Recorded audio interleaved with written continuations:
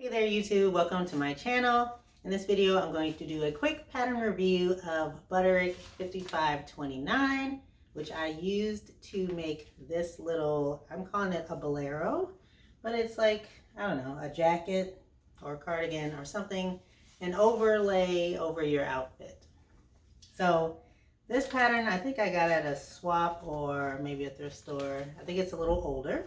It's from 2010, so it probably won't be in any local stores. You might find it or you might have it in your stash, but it's an easy rated pattern. It has several different views, such as the straight jacket here, which could be made longer as well. And then it has kind of like a shawl look and a kind of a slouchy underarm look as well. And I chose view C to make, which is the cropped jacket straight look. And this pattern was very easy, as it said. There was only 3 pattern pieces to make this jacket.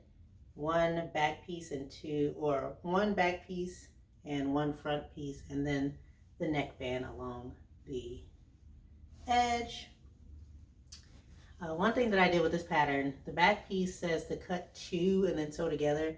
I don't really understand why some back pieces aren't just cut along the fold, because it's just, you know, you're just doing it. So I decided to cut along the fold and lay it like the seam allowance off of the edge, so it would compensate for that. So I did not cut the back, so I only cut 1 piece for the back and then 2 pieces for the front.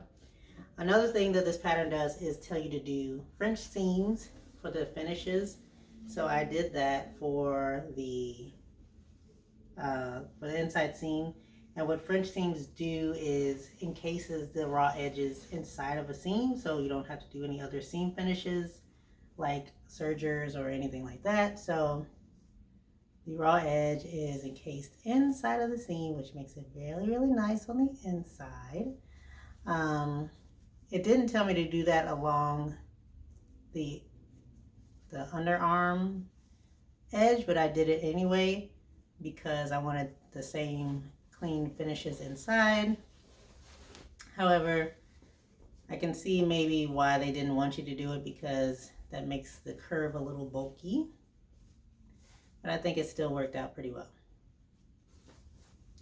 Another aspect of this pattern is you have to kind of slip stitch the neckband down on the inside.